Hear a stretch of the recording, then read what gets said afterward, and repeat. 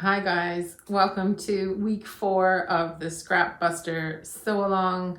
If you missed the first 3 weeks, there'll be links in the description and above or something like that. So this is the last week, and the intention is that by the end of it, I'm going to be able to show you my quilted sew along quilt. Now, it's Friday when I'm filming this intro, and the video is going to go out on Monday, and I've had this whole week of me being ill with the thing that the 6-year-old had last week that I told you about in the last video.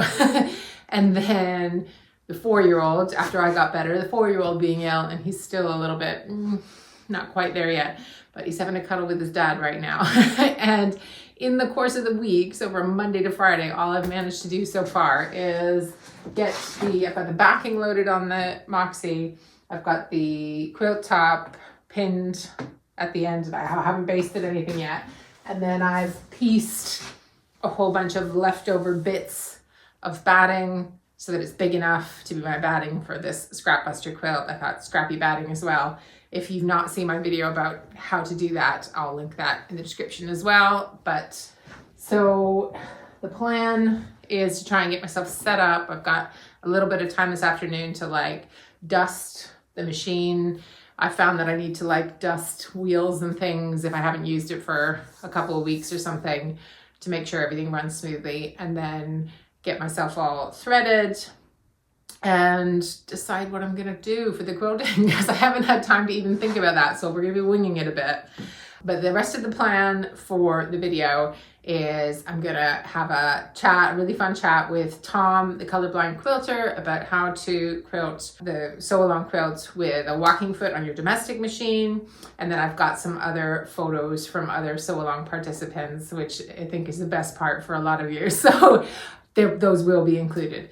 So, but the drama, the story of this episode of the sew along is, will I be able to show you a finished quilt by the time this video goes out on Monday? It's I don't have a watch, but it's 2:30, 3 o'clock-ish on Friday afternoon right now. So we'll see how we do. Hi, Tom. How are you? Hey, I'm good. How are you? Nice to be here. Yeah, thanks for coming along and doing this. I've been telling everybody about you for the last few weeks, so I'm glad you're actually here.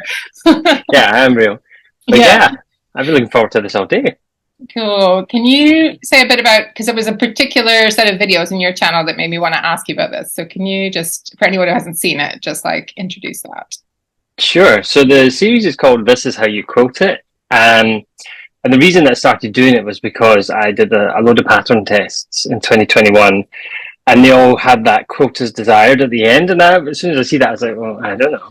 And so I ended up getting really frustrated because I was like, I don't know how to quote this. And just, they go in the pile and then you forget about them. And so I was like, well, what if I did a video series and just kind of talked through how to do some really easy designs that looked really good and worked with different kind of sizes of quotes and patterns.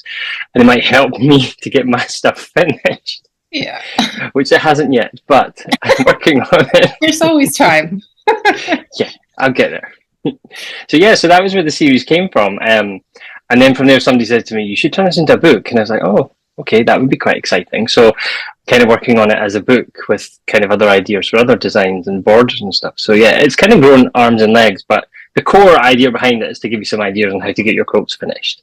Yeah, and I think when I saw it, I was like, oh, I need to somehow get this on the channel because I always overcomplicate things when I quilt them. I sometimes do it simple, but usually not. And for this is meant to be a quick, January project, clear some scraps, get it done. I don't want it to be a quilt top that folk have left in their cupboard. So I don't want them to I know you're whatever, they're going to do it anyway, but I can hope. So I just want to have an option for how to quilt it easily. And I thought you'd be the guy to ask. So yeah. I'm the same. I find that I get so ambitious and then you get halfway through and you're like, why did I start this? Why did I start What was I thinking? Exactly, yeah. Yeah. So I sent you some screenshots. So it's not pictures of actual quilts, but it's mock-ups of what the quilts could look like. And I've shown that to folk on the channel, so they should kind of have seen the quilts before. But you can let me know, what are your thoughts about some cool ways to quilt them? Yeah, and I would just say the quote is really nice. I really like the design, and if I had actually had more time, I was actually had hoped to take part. So I'm hoping to take part next month once tax season is finished, so that I can make one of the quilts. So yeah, so hopefully I can share my finished quilt. Oh, that would be fab. Yeah, we'll have you back on. Yeah. Yeah. And so I've prepared some examples. What I do in my video series is that I have kind of 5 or 6 different types of quilts that I then use as example quilts. So I've prepared these in the same kind of way. So hopefully these will be useful and give people some ideas. And they're kind of ranked from simplest up to just slightly more complicated, but still pretty easy to do. Cool. Sounds good. So I'll share my screen. Oops, let me know if you can see that okay. Yeah, I can see it. Yeah. Cool. So my kind of idea when it comes to walking foot quilting designs is that it either complements the piecing or it just goes completely against the piecing so that it doesn't make an individual bit stand out, if that makes sense. Yeah. So the first design that I thought is the kind of easiest of the designs, and it goes completely against the piecing, so it's not kind of echoing lines or it's highlighting certain parts. So it's called shafted brass. Can't get it wrong. Yeah, pretty much. And you know, because all the lines are angled, if your piecing is just a little bit out in places, it's not going to emphasize that. It's going to kind of hide any little mistakes in it, which what makes this design a really simple and easy one to do. So I've used white so that it stands out in the background. So obviously it wouldn't look quite as in your face when you actually quilted this with a kind of matching thread, but just so you can see the visual, I've used the white. So it's dead easy to do. You just pick a side to start and you either mark it, get your ruler, mark a line across, or get a bit of masking tape, mark it with the masking tape and then just sew along the line of it, and then just randomly position it as you go. And you can get kind of really cool little angles and little, like fragments and stuff as it chops the quilt up in lines, and it adds a really lovely texture to it. Yeah, I like the look of this one. I think I remember seeing a smaller version of this on your channel. What, like for this, if say you were using like the color of my quilt top, like the mock-up you have here, what color thread would you think about using for that? Would it be black or would you go for something? Yeah, I mean, the thing is that if you use black, it will give you lots of texture in the background, but it will stick out quite a bit on the actual piece, like the piecing, the coloured bits. So I might go for a kind of mid-grey perhaps, or maybe a cream colour. Just depends how much you want your quilting to show out. Yeah. How much you want it to stand out. I quite like texture versus like seeing big bits of thread on it. So I would probably go for a mid-grey or a kind of off-white cream, I think. Would cream stand out like a white? It wouldn't? No? Yeah, I mean, if you want something to stand out, got it. Okay, sorry. I would kind of go for you said that. That's just the opposite, right? Okay, got it. Yeah, so cool. But yeah, I would probably go for a kind of mid-grey, I think. Cool. Okay, interesting. And what I did was I just thought it might be helpful to see what the lines look like without the design underneath it, so you can just see how they crisscross. Yeah, yeah. And so the kind of caveat I give with this kind of design is that just check how far apart you can quilt with your batting and just make sure you don't leave any gaps bigger than that size, or you'll get some kind of bearding and shifting going on. Yeah. No, that's good advice. Yeah. And you can obviously, when they're seeing this, it's like they could do it more random than this. So you could, absolutely. And if you were feeling really fancy, you could get some of the kind of decorative stitches on your sewing machine, like serpentine, like wavy stitch or zigzag stitch. So that could add some really cool texture and dimension to the design and just take it up another level and make it look really fancy when all you've done is just like straight line. So, and would you still start in the middle? Like, I usually advise starting in the middle so that you get a nice secure line that kind of holds everything in place. So you might do one from like top to bottom and then left to right to just secure everything and then work your random lines. So I would maybe start like top right corner down to bottom left just to give you that security. Cool. Okay, next one then. Yeah. So crosshatch grid. So now this is trying to emphasize the piecing that you've done. Yeah. So the lines are all on a 45 degree. But rather than getting the ruler out and measuring it, I've just kind of aimed to go through the middle of all the blocks, and then that works all the angles out for me. And what I like about this design is that, again, this is dead simple to do. There's no complicated marking and everything like that out. It's just straight lines, but on the diagonal. But what I like is when you look at this is that the eye sees different things. So if you look at the center, you see the square on point. But if you look just slightly above the center one, it starts to feel like it's making little stars and little crosses. And so it adds lots of different dimensions and texture to this that I think is really nice. But again, it's framing the piecing and it's starting to make a little bit more out of the piecing as opposed to just being a kind of all over design. And so it starts to highlight it.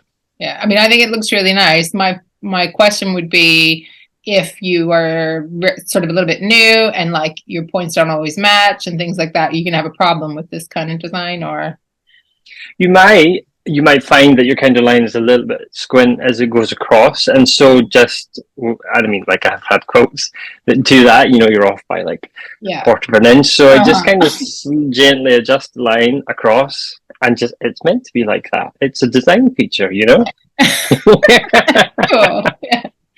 Yeah. Already you can see how the quilting is going to give it a totally different look. Yeah, and I do like putting things on the diagonal when you've got something that's a very kind of square-based design. I think just putting it on the 45-degree really nicely highlights the piecing and really makes a feature out of a block. So that's why I really quite like this. Cool. And then again, just taking away the design, you can see it's straight lines, but they're on the diagonal. How far? Oh no, they'd be the 4.5 inches apart, I guess, if it's following. The size of your block. So I would start the corner and just go corner to corner, aiming as much as I could through the middle of the blocks, but not worrying too much if it's not quite, but that's one of my favorite designs. That's kind of my go-to. It's really quick to do because once you've marked an initial line, you can just use the seam guide that comes to your walking foot, that little slidey ruler thing, and then it's a doddle. You just zoom through. It's a really good, quick one to do. I've never done it that wide for some reason. I don't know why, but I definitely like the guide. But I should try that. Yeah, it's really handy, and it saves like spending an hour marking it, or your quilt. Just mark your two initial cross lines. I would never mark a whole quilt, Tom. So. Oh really? I do. No, I'm sure you do. Yes, you're very good. Very precise. I'm not. Well, I tend to mark a whole quilt, then get happy to showing. I'm like, I don't like this anymore. Yeah. And then you're stuck. You're like, what did you know? Yeah. So then the next design, like I said, you can either want something to complement or just kind of be all over. And because these are square-based blocks, I thought wavy lines would actually be really nice. And so I've done these kind of horizontally, and the lines mirror each other. So one is going this way and one is going that way. So it makes that kind of shape. Yeah. And what I've tried to do is I've tried to make if we look at the center of the quote, I've tried to make the bumps meet the bumps, the waves. I've tried to make them meet in the middle of the center of the quote on the block so that it feels like a wave kind of rippling out from like in a pond. Cool. Yeah. And it's actually, sorry, go ahead. No, I was going to say, I've done wavy lines before, and I've done them kind of freehand, but I've also done them with like a big stitch on the machine, which you do tend to use. Yeah, I tend to use that as well. Some sewing machines call it a serpentine stitch. Other machines, it's just like a wavy stitch. I just go with that and set it as wide as I can. And that looks really good. Wide and really long too can be really nice. But if your sewing machine doesn't have that, like I will get like a bowl or a cup or sometimes a shot glass and making little samples. Whatever's to hand, just something with a curved edge and just draw around it, and it gets you what you need to do without needing to, because it looks complicated. And you're like, when I first did this, I was like, oh, that's really like, feels a bit fussy. But actually, when I did it, I was like, oh, this is dead easy. And this would actually work. Sorry, go ahead. No, I was just going to say wavy lines are way more forgiving than straight lines, even with a seam guide. Yeah, absolutely. And, I've kept it kind of uniform, but if you were to kind of play with the spacing, like put some closer together and some further apart, it would create really cool looking dimensions to this. Even overlapping in places is quite nice. Yeah. And if you're on a long arm machine, this is one you could do freehand on a long arm really easily. Just, all the way through. Yeah, that's what I did for the weight loss quilt. It took about an hour and a half and the whole quilt. Yeah. I was like, I've never done a quilt that fast. But it's great, and you're like in and out in the morning and done, eh? I know, yeah. So I like that, and I also like this, just to say, I really like this design with the red and the grey as it is, because it makes me think of a square and square block as well, so I feel like you did a really lovely job with that, making like a secondary pattern out of your out of the pieces as well. That one was just another suggestion for folk if they didn't have enough scraps for one color in the background, like mine, which is all kind of blacks and things. But not everyone has that many scraps in one color. I do. Yeah, I'm sure you do. So this is what it looks like without the lines. Yeah. Again, you can just see it's kind of like, it makes you think of a funhouse mirror, you know, the funny mirrors. It makes me think of that, but I just think it's really nice, and it looks great either vertical or horizontal across the quilt. Cool. So then the next option, we're getting a little fancier. Still really, really easy, I promise. This does look harder, I'm going to say. But I'll show you, because for this one I've broken it down for it. But this one, I really like the colour bands, and so it made me think of trying to put a design in each colour band to emphasise each colour. Okay. So this is just straight lines.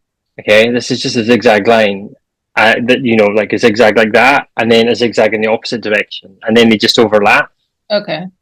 And I really wanted to make something of the middle of the pluses, so you can see how it looks like diamonds. Yeah. And it's just zigzag lines that overlap. And so there's the middle of the block has a smaller zigzag, and then the outside of the block has a bigger one. And so it creates that pattern. And then I was like, well, it's nice to do something on the edges. So I just tweaked the lines a little bit to give you that really nice little looking kind of pattern on the edge there. Yeah, it's a little bit, narrower in the border. And yeah, cool. I didn't do it in the top and bottom. You can do it in the top and bottom as well. You would just need to slightly work out your where to start and where to stop, and it would create a really nice frame around it, actually. So this is all you would go horizontally across the quilt. It's not a crosshatch and something else added, or no, let me show you. So this is what it looks like without I'm getting confused. Yeah. Wow. Okay. And when you take it, when you're like, oh no, not Tom, no, too complicated. But when you break it down, so this is what it is. So if you look at this first line, I don't know if my mouse shows.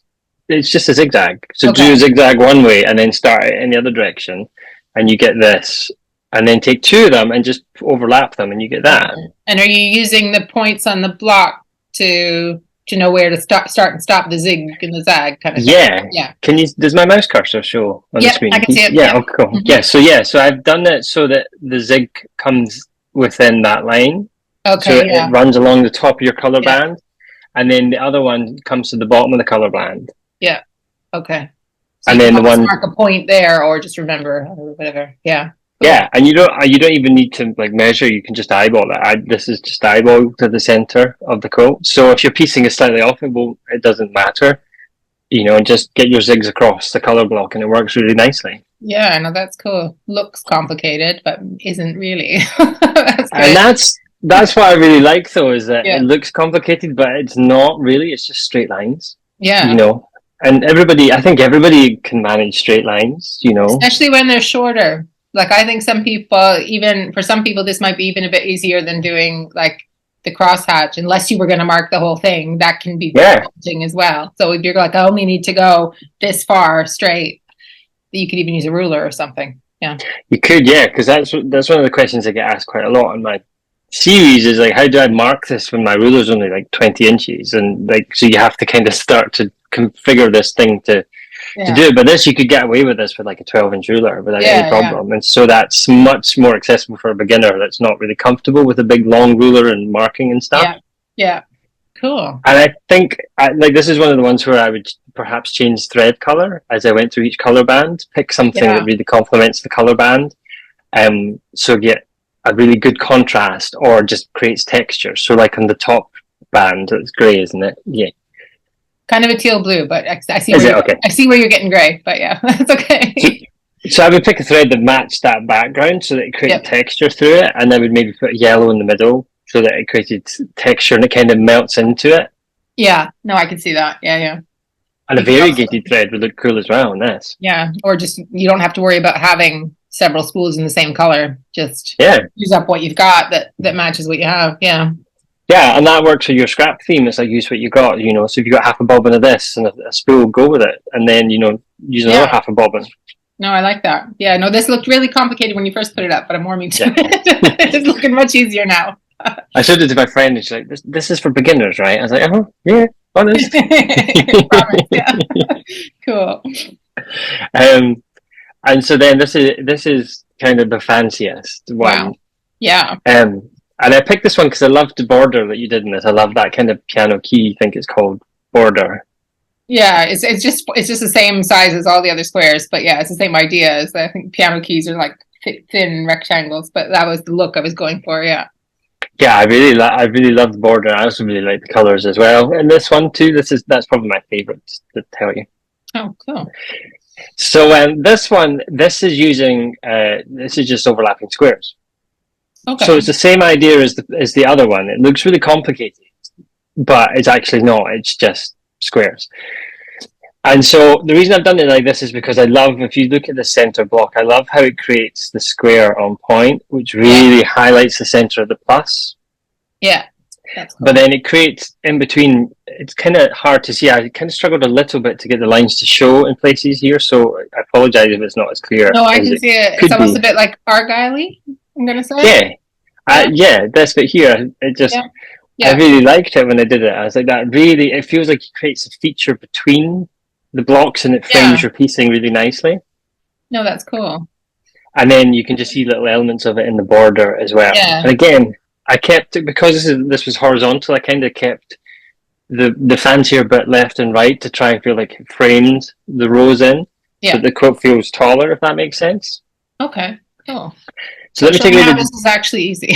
So that's what it looks like underneath, and that kind of probably looks like some kind of pantograph that you would do in a long arm. Yeah, actually it does. Yeah. But it's kind of cool. But this is what it is. So again, it's actually, I say squares overlapping, but it's just, again, it's zigzag lines, but it's about how you place them. Okay. So this top bit here, this is a zigzag line, and then another one placed on top. And then all I've done is positioned those zigzag lines to the center of each of your rows of the pluses. Okay. You get me? Sort of, yeah. So where the square is the center, yeah? Yeah, and then I've come down vertically and placed them so that they create this crisscross in the middle of each plus sign. Okay. So let me go back and highlight that. Yeah, so, so this is the zigzag overlap line here, running here. Yeah. And then this is the same line but turned 90 degrees, so it runs down the quilt. Yeah, okay. Okay, and then there's another one here, and another one here. And then horizontally there's a line here, and a line along here.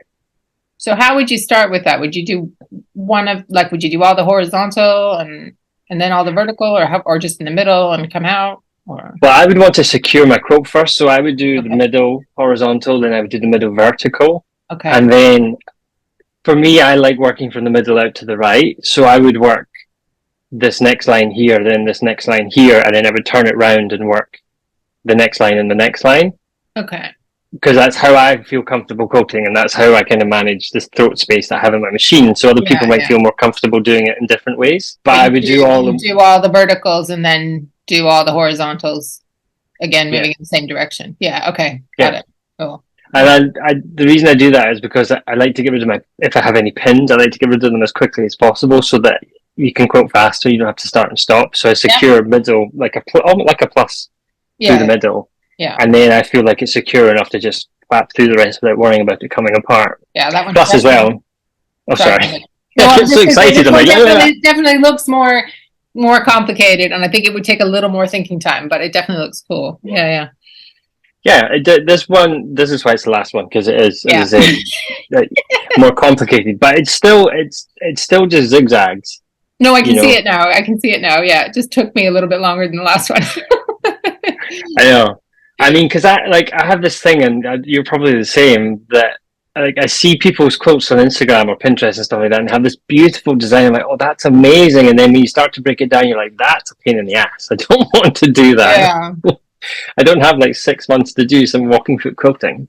No, or the hand quilting. Those are the ones that I'm like, that looks so good, but no. Yeah, I don't have the patience for that. No. I admire anybody that does, but I'm not doing it. yeah, I'll admire your work. Exactly. Yeah. But I try and keep my designs so that they're not faffy. That makes sense, because I can't be bothered with something really, really faffy. Yeah. if it's going to take forever, because you want to get your quilt finished and use it or gift it. If it's going to take you like a month to quilt it, then No. Yeah.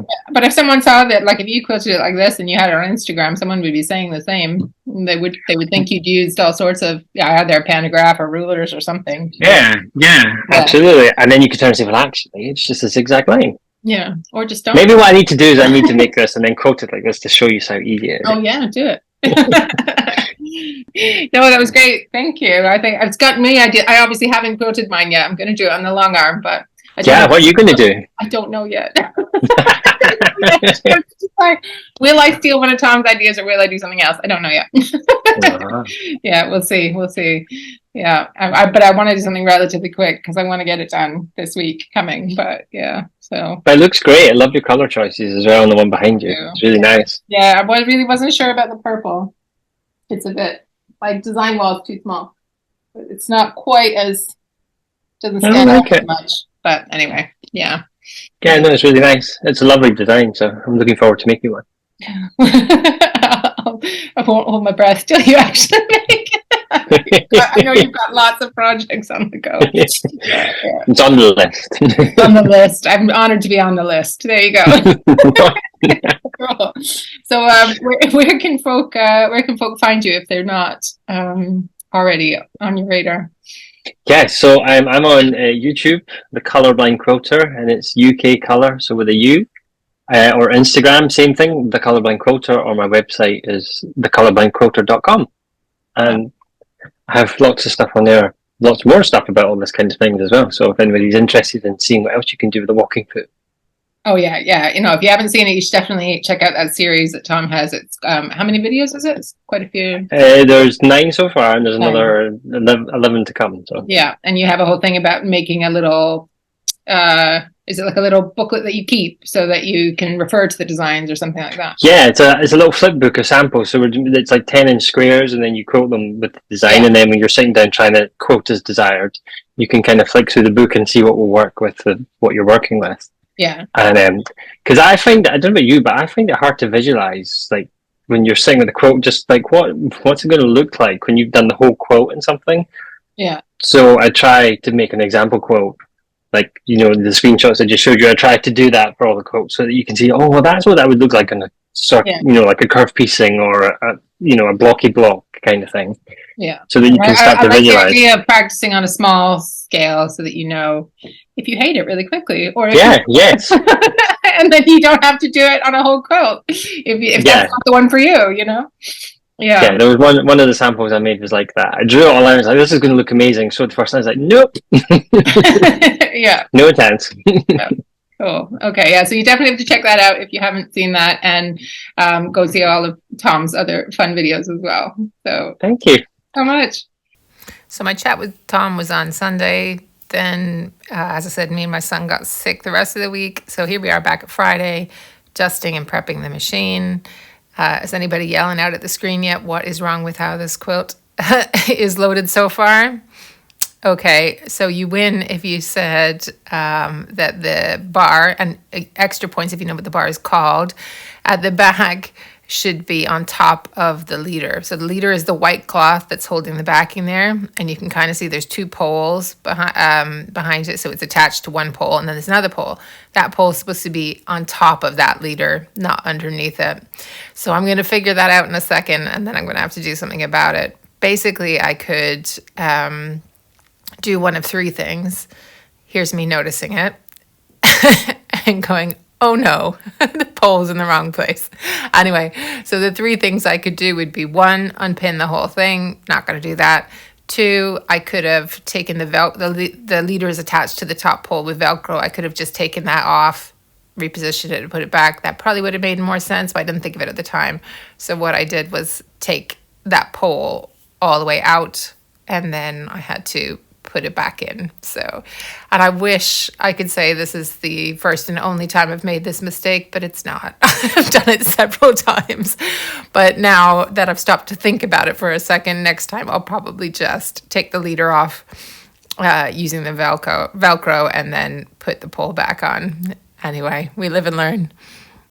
So I was having a giggle with Tom in that video about all the kind of prep he does and marking out of quilts before he starts quilting. But I kind of wished I'd done a bit more planning when I started this one. I had a few false starts. I was trying to baste it really quickly, did it a bit squint, ended up taking that out. I was going to baste all 4 sides based on somebody's suggestion, but then, I don't know, whatever I was doing, wasn't doing it right. So it was already puckering before I'd started, so I picked that out again.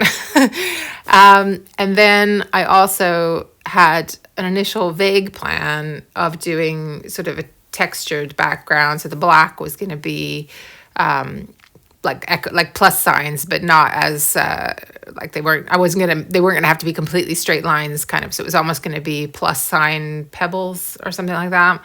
And then I was gonna switch threads and do different colors in the colored plus side boxes, but I didn't know what I was gonna do there yet. So I got about a row through and then decided I didn't like it after having a thought about what else I could do.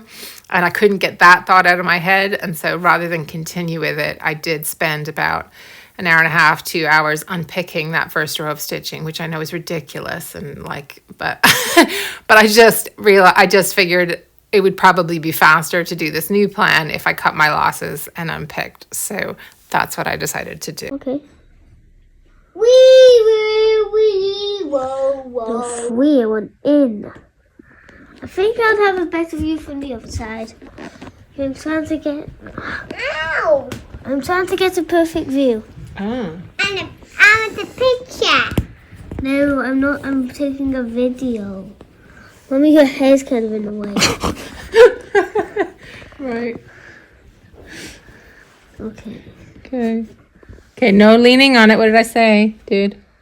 I've got it. 1, 2. But it's a bit hairy for the camera. It's a little bit hairy, is it? I'm keeping my eye on the seam ripper. Stop moving the seam ripper. Well, how am I supposed to do anything if I keep it still? It won't work, will it? Now I've zoomed out. I'm going to zoom out even more. Okay. I zoomed out so far that I can barely see it, the pin. You can zoom out and zoom in. Okay, all right. How did you know that? So 9:30 at night on Friday. And after all of that, I've not gotten much further other than I've finished unpicking. Okay, so take 2. And the reason why I went to all the pain of unpicking that was because I'm sure this is going to be much faster, probably much more fun, and I really wanted to try it for a while. So I'll show you on the screen, but it's basically like a, what do you call it? Like a random, doesn't have to be super straight, doesn't have to be super ordered, plaid, kind of a straight line quilting thing. So it's going to involve me going horizontally all the way down the quilt at random intervals. And then once that's all done, taking it down, I guess, trimming some of the batting and stuff, I'm not sure, and then turning it and doing it the other way. So it's going to be like a kind of, like a crosshatch, but not going to be any order to the rows. So this is something I've heard of it before. I've never done it myself. I've heard of it from, there's a fairly well-known quilter, Jo Avery, and I heard her talking about it once, and then I saw it in, I can't remember, on a website, in a book, and I'm going to put it on the screen because I took a screenshot because I was like, I need to show where I saw this. So I'll put that on the screen. So it is in a book that's available, and the little screenshot that I've got has like arrows with directions of travel, which I guess is for on a domestic machine. So it is something you can do on a domestic machine. Anyway, that's what we're going to do. So once I get going, it should be pretty quick, I think. And it's going to allow me, the way I'm going to do it is going to allow me to use up some ends of threads and stuff. So what I'm going to use is, instead of the ones I was going to use before, I'm going to use that black that's not quite full. So there's a lot of it, but there's not enough to do a hook quilt. So black, and then I've got a little bit of pink, which is not dissimilar to this pink. So I'm going to use that. I've got a dark purple and a lighter purple. I might use both. I might only use one. And then I've got an orange, because there's an orange row in the quilt, and 2 different kind of blues. One's a bit more tealy, but it was more like a turquoise row, my row. So I might go back and check about whether I've got more of a turquoise one. The light's not great this evening. Anyway, so the idea is that most of the rows will probably be the black. If I run out of the black, I'll use the dark green or the navy blue, which I have one of each as well. And then I'm gonna have random odd lines of the same colors that are the plus signs in the quilt. So that's the plan. I think it's gonna look cool, and I think it's gonna be easier than what I was gonna do before, despite the unpicking. So now I'm thinking maybe I can get this done this weekend. So let's get started with that. So it's basically straight lines across the quilt. I'm not worrying too much if they're perfectly straight because it is meant to look random. The most time-consuming thing about this was obviously changing the threads. In order to get the straight lines I'm using, you might be able to see, even in the sped-up version, there's like a white circle on the wheel of the machine there. It's on the top there in this shot. And you just put that over the wheel to stop it from going forwards and backwards. So it just makes your line straighter. So I've got one on either side of the machine on the wheels. Anyway, and so I do, you know, the Moxie only has a 15-inch throat space, and not all of that's actually usable. So I don't know. I think it's 11 or 12 inches you can actually quilt in. I'm not sure. Anyway, so you do have to advance it a fair amount. So what I was doing was all the black and then doing, I think, 1 or sometimes 2 rows of each of the colors, just randomly placed. Sometimes I think I sort of bunched the colors sometimes into little groupings, you know, the same way you would on like a plaid shirt or something like that, but not as ordered, like random, right? And then advanced it, and then whichever thread was in there, so right there is the purple, I would just do a row or 2 of that, and then switch to the black, do all my blacks, do the other colors, and then move on. So it was really pretty quick, and I got all of the horizontal lines done on the Friday night, so I was able to then move on to switching and turning it around the next day. So all I did to turn it around was obviously take it off, so I unpinned it, and then I just folded it in half in the same way as you would if you were like loading the quilt up in the first place to find the middle, and I did that on the top and bottom, and then added it. Obviously I could have trimmed some of this batting before I put it on. You know, I always do things the messy, strange way. Anyways, I trimmed off some of this batting just so there was less bulk when I was rolling it on the pole again. Got it all loaded up and just basically went the other way with the, I guess, the vertical lines now that it's turned that way. But what I did was do slightly less lines in that direction. Still a fair amount of black ones, not quite as many as I did in the other direction. And I grouped the colors a little bit further apart. So there'd be 3 to 4 colors in a sort of bunched up area, and then I would move on maybe a hand or 2, hand and a half width apart or something. So it's just a little bit more spaced in this direction. I really do like how it turned out. And I'll definitely be using this design again because there's like very little thought involved. You could use up lots of little bits of thread. Adding the different color threads, I think, gives it a good impact, especially on the black background. And I'm just, yeah. So I am glad I did my unpicking and changed tack. Okay, so 9:30 Saturday night. It's quilted. I just have to take it off and trim it down and then make some binding and then bind it. But anyway, I'm hoping it will get done and I can show you on Monday. Is it perfect? No, but I really like this design. So I'll put up some photos, or I'll probably just show you and talk at you some more. Okay. So this is just some in-process shots of the lines going in one direction before I added them the other way. And then this is just me at the binding stage. I used some of the leftover backing fabric that got trimmed and then some other black jelly roll strips for the binding, and then just quickly whipped out an embroidered label on a binding strip too before I did it, so I could just get the label done too. I haven't washed it, so you can see all of the black shows every single thread and cat hair. But anyway, I'm just pleased that I got it done. And I actually really enjoyed having the mini deadline of Monday. Now, I know you guys would not have been mean to me if I didn't quilt this, but I actually liked working to the deadline and getting it done. So I might set myself a little mini deadline for next week for something too, just to get myself going. And now probably the best part of the video, the photos from you guys who've been taking part in the sew along with me. So let's have a look at what you've done.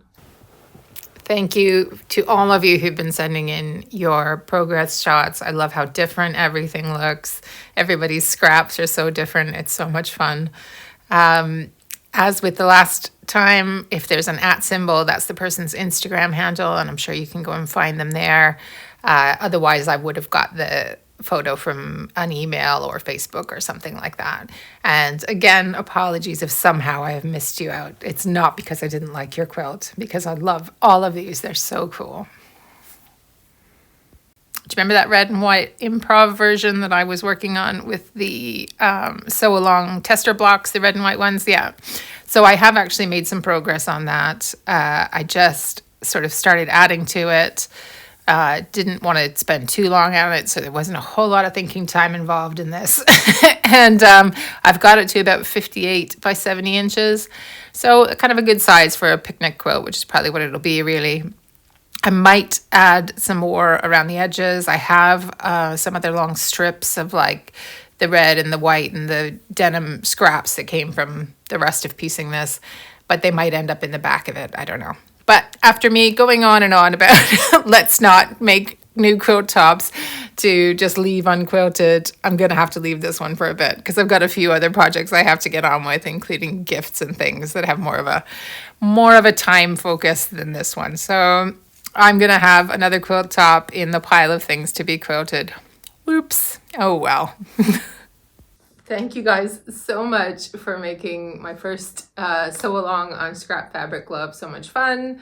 I really did feel like you were all doing it with me, which was great. And I loved seeing all the different colors you chose and how you all changed the blocks and all sorts of stuff. So I really had fun with it. I'm sure I will do another sew along at some point. I don't know when, I don't know what it'll be, but yeah, hopefully I'll come up with something before too long.